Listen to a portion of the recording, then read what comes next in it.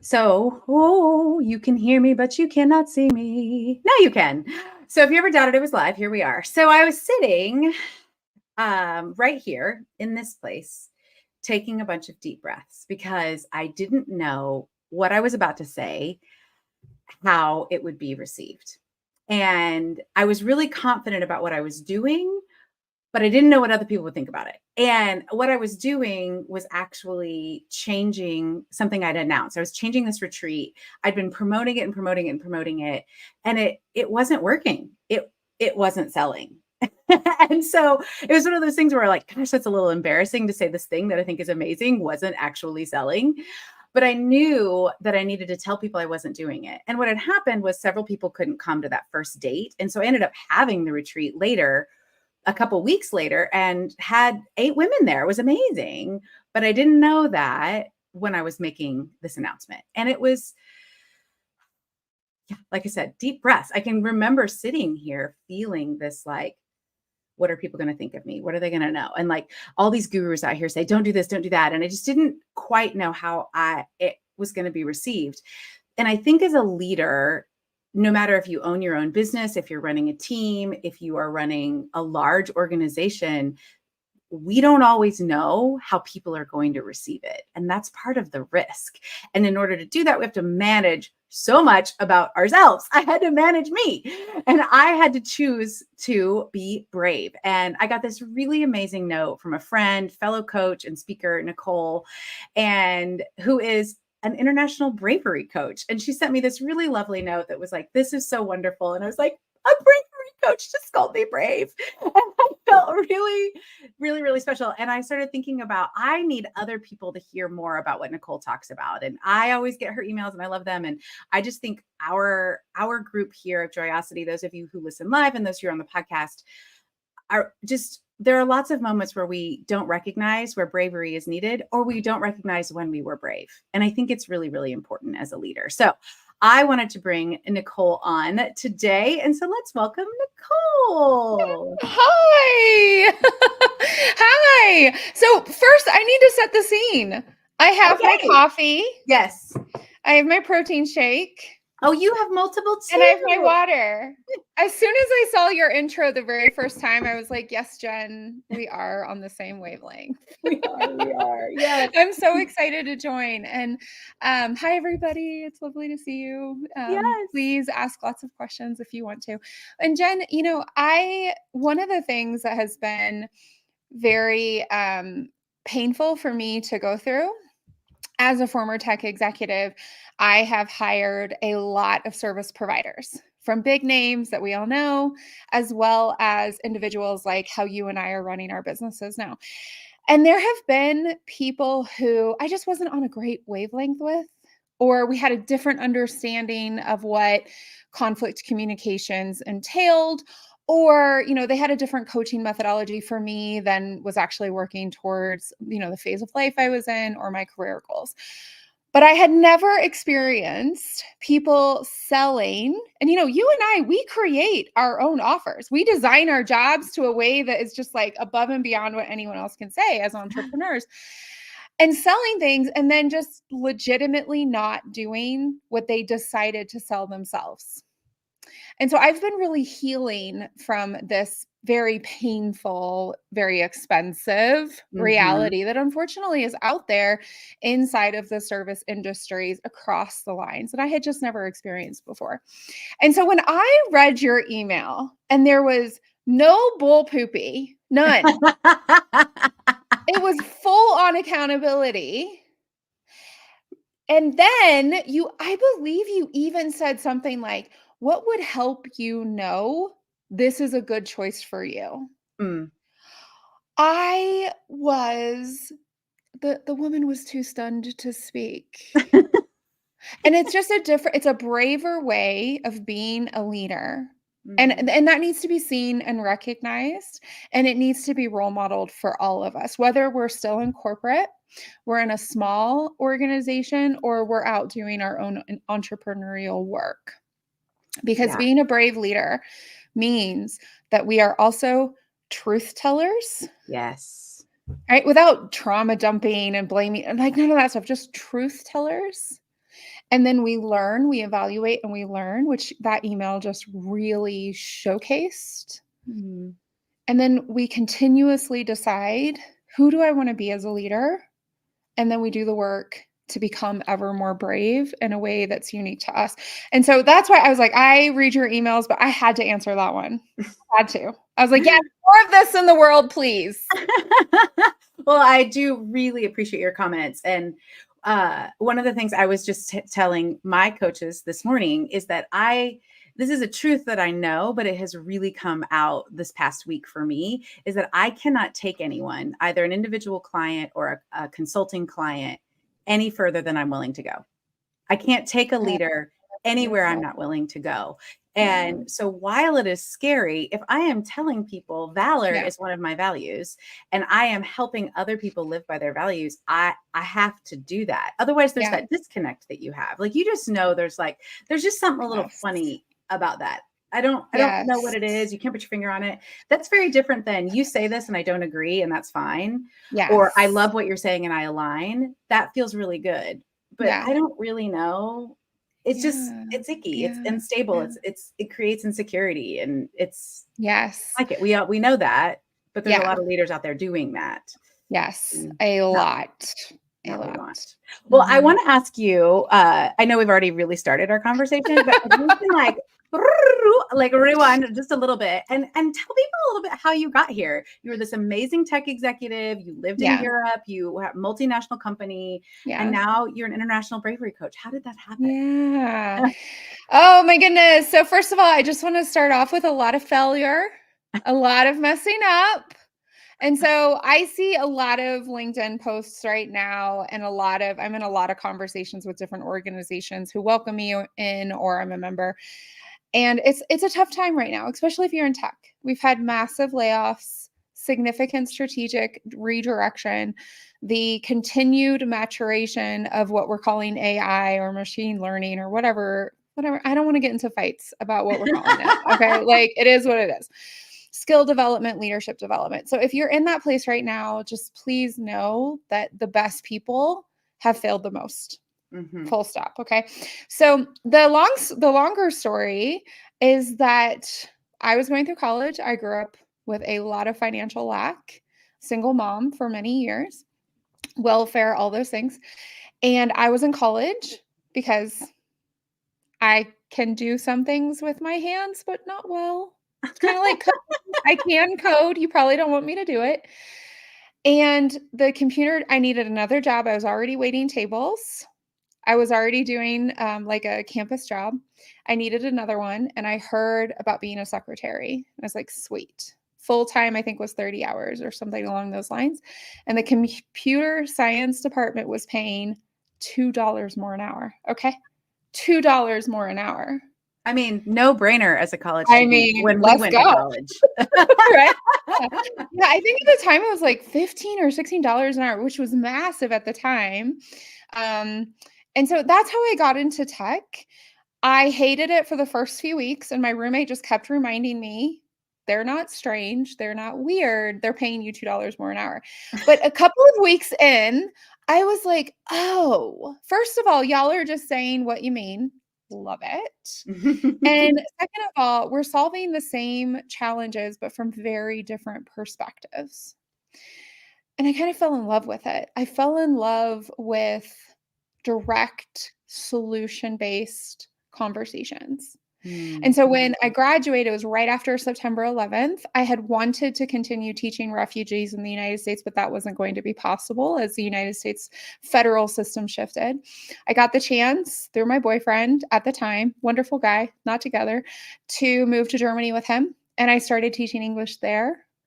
And then I got a chance with one of my clients to rejoin the tech industry. And I started as a technical writer, which is hilarious to everyone who reads my emails. You will always find a typo. Always. I am the empress between proofreading and writing. I just need you to know that. Yeah. Oh, there's a huge difference. Yeah. And I am the empress of typos. And so that's hilarious. But one of my colleagues got sick, unfortunately. And they asked because I was one of the few people in this very small office of a global company, if I did not have caregiving. responsibilities, and they asked if I would go up with a binder. We did not have laptops, y'all. Okay, I am old. I am delightful. I am wisdom. And I said, yes, I'll go up to Norway. I'll go up to Stavanger. And that's how I became a consultant before I knew what a consultant was. And then I grew my career in a massive global company that does software. It's a really great place to work. I stayed there for 13 years. They sent me to over 25 countries. I went from being a communications assistant to being a global senior director running massive programs all over the world. And I did that through a lot of screwing up. So being a brave leader, really specifically, when I first started management, I had one of the lowest NPS scores, net promoter scores. I was very confusing. I love to talk. I love people, and we were not getting much work done. And people do not feel good about themselves when they're not getting work done at work, right? Can lead to bore out, can lead to burnout. And so I really took that time to get clear, to listen to really painful, anonymous feedback, to not just, I mean, HR intervened with me, but not just to be intervened upon, but to ask for additional support.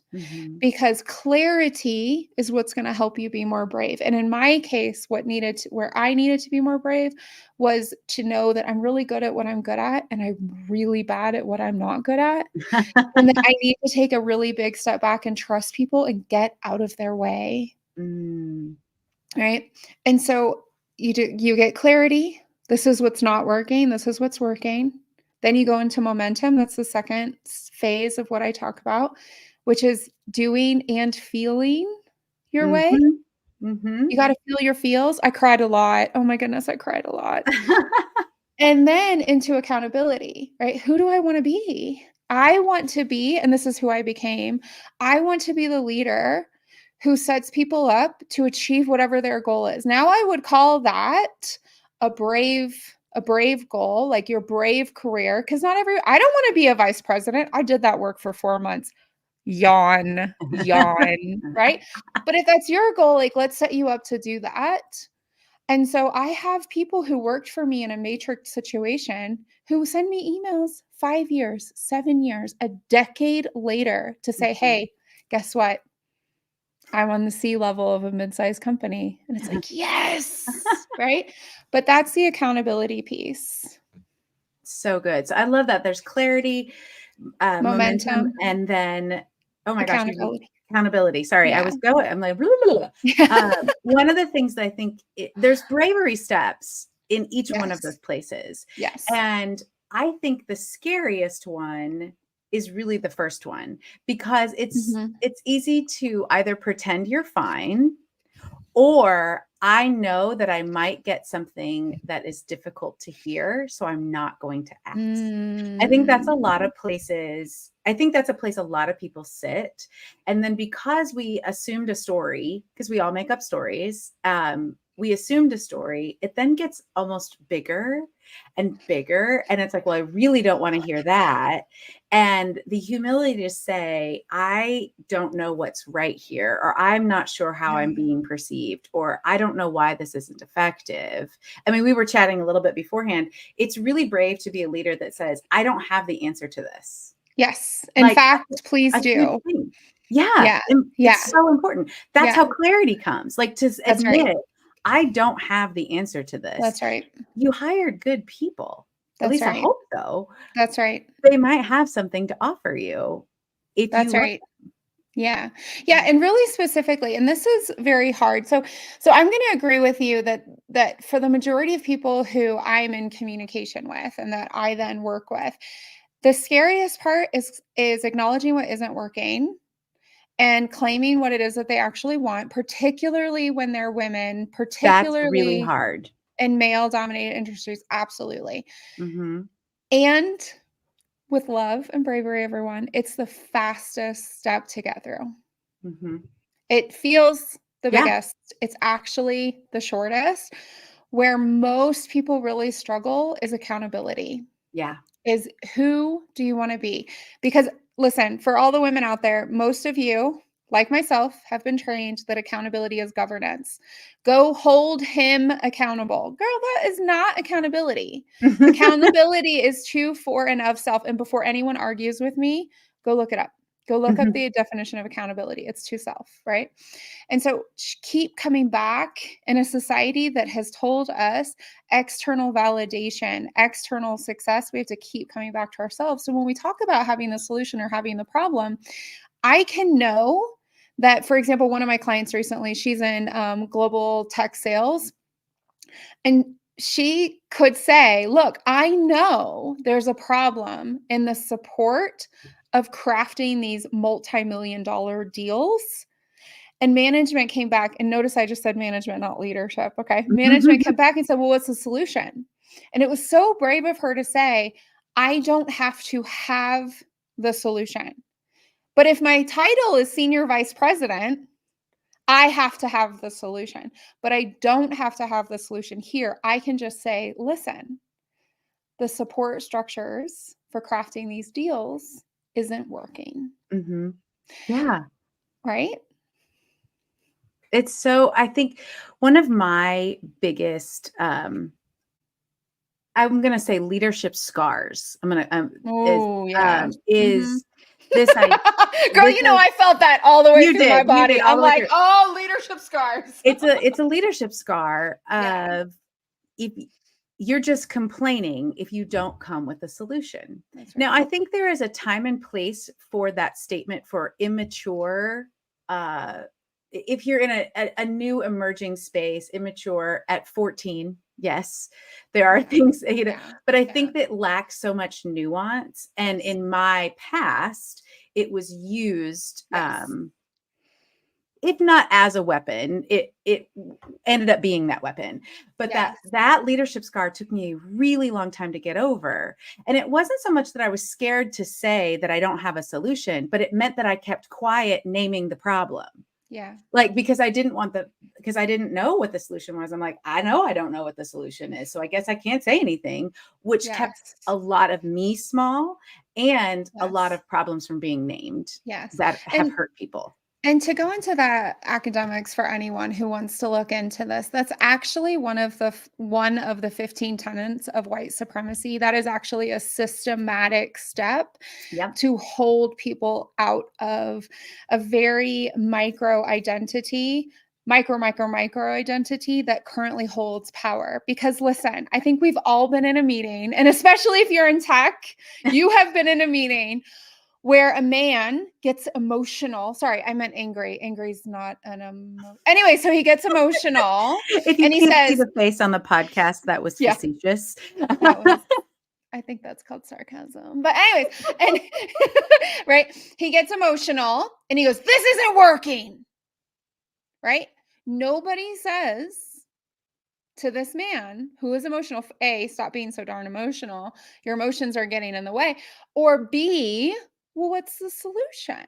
So we just have to be aware that we're all, that whole thing about a fish not knowing that it's inside of water. Correct. Like, we don't know to challenge these things until we have the opportunity to watch other people challenge these things. And, I think probably for yourself and definitely for me, I was so lucky to work with some of the best humans that were doing very strategic work in the tech spaces, which was my industry. Yours was education, right? And I got to watch them say, actually, one second, I'm running the change management. You're running the operations. So you need to have the solution, not me. I still remember, that's not a leadership scar for me. That's a leadership flower, where I was like, wait, is that an option? What is happening? It's so good. Yeah, it's so funny once you have had, we've all had leaders who are difficult. And I think most of us have had leaders who are ineffective and poor at their job, whether that was malicious or not. Right. But when you sit under leadership that is brave, is transparent, has clear boundaries, holds themselves accountable first, understands that, you're like, oh, there's a freedom that Yeah. comes. Yeah. And so when you start to choose brave leadership like that yourself, you're like, oh, this is my job and this is your job. And we're clear about that. Or Yeah. I welcome what you have to say because I don't have all the answers. When we demonstrate that or we sit under that, it Yeah. brings incredible freedom that actually unleashes the things that everybody's trying to get to: creativity, innovation, retention, all those Right. things that we talk about that are the buzzwords. Right. This is the way we get there. Yes. And I would just encourage everyone, if you have this type of relationship, or you're trying to have this type of relationship with leadership that you aspire to be like, is ask them which failures led you to this approach. Right? Mm, Because the person I such was a just good talking question. I want you to about, say it again. It's such a good question. yeah, so ask them which failures led you to this approach. Mm. Because very specifically, the woman who role modeled that for me, who was like, whoa, I'm leading the change management. You're leading the operations. I always name drop the awesome ones. Her name is Gabby Brown. She's German. She still does change management support. And thankfully, I was not yet mature enough to know to ask this question. She volunteered it to me. We were Mm. leaving the meeting and I was blown away. I was like, first of all, is that an option? And she's like, listen, Nicole, when I was whatever age and whatever thing, I nearly killed myself because I was trying to solve all of these issues that I didn't have the expertise or the experience to come up with reasonable solutions. And I finally had someone say, get out of my team. Mm. Not say, and I still remember this, I Wow. remember which room we were in. It was amazing. The person did not say, hey, listen, Gabby, I see you working really hard, but like, we've got it. You can trust us. The person said, get out of my team. Right. Mm. And Gabby was like, wait a second. I actually, right. And so please, and then after Gabby and after that situation, I really was asking people that I looked up to, I notice that you listen a lot more in meetings. I notice you're not making many decisions. I notice that you're really trusting the people around you. Can you tell me like what mistake or what failure led you to that approach? Yeah. There's Right? always a story. There's always a story. There's always a story. Always a story. Oh, Nicole, I could keep talking to you for forever. This is why, like, actually next week I'm talking about why I'm changing the podcast and some other things. And this is one of the reasons, like, it's just not long enough. How do we continue these conversations? Well, I think honestly, Jen, I really feel like one of the things that you do that's so special is that you have an in-depth conversation with your guests. You are not interested in the surface level. You're really Oh, never. solving and Mm. inspiring and making transparent what other people are experiencing. And so that is so special. And one of the reasons why, even though LinkedIn never tells me that it's live, Get it together, LinkedIn. I do listen. I Hit the bell. subscribe. Do Yeah, your let's job. go. Please stop shoving me ads. I would like to see the people I'm connected to. But anyways, it's one of the reasons why I do listen in, because you want to share depth, because depth and bravery in my case leads to more joy. Absolutely. Well, and every Monday I send a resource letter to people on my that are my email friends, and last week I talked about that like Yeah. joy at the heart of work changes us, and that real Yeah. joy has deep roots, and we Deep. can't have real joy unless we talk about the deep things. Otherwise, we're just talking about happy, which is That's right. great. I like That's happy. right. I like glad. I like giddy. Those are fine, but those aren't sustainable. Where It's not joy really sustainable. is, and Yeah. it requires bravery to do it. Joy. Yeah. Brene Brown says joy Yeah. is the most vulnerable emotion, and there's lots of reasons behind that. And Yeah. but so it's the depth that sustains it. So I appreciate you. And the testimony you shared earlier today was beautiful. Loved it. Kind. Well, we'll just have to do this again because Okay. I always love chatting with you. And if you are not connected with Nicole, you should. Let's see if I can make my hand go the right direction. Here's a way to connect with her, but tell the people how they can find you, how they can interact with you. Tell us Oh, the things. absolutely. Yeah. So interact is definitely Nicole at tricksteinbach.com.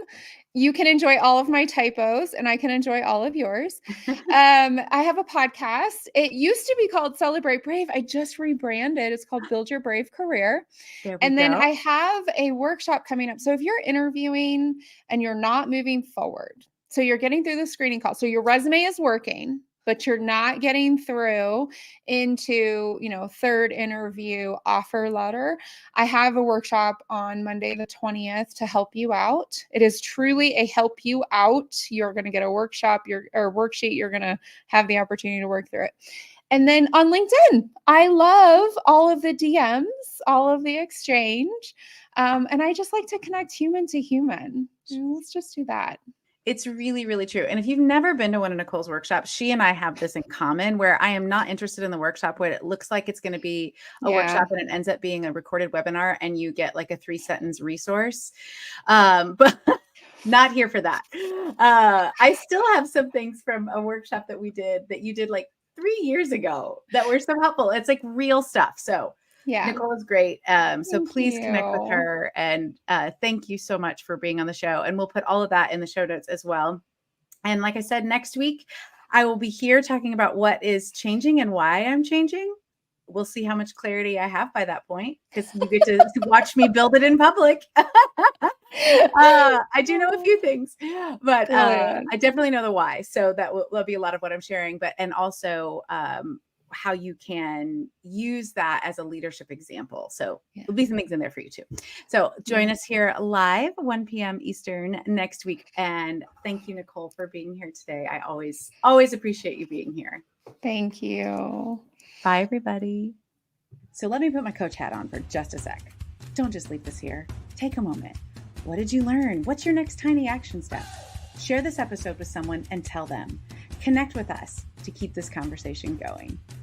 As always, I'm Jen Whitmer. Thank you for listening to Joyosity. I don't take for granted that your earballs have a lot of information coming at you. Please take a moment to rate and subscribe. It really helps more people join us in creating positive culture with complex people. So work is a joy, people are whole, and organizations flourish. Can't wait for you to join us next week.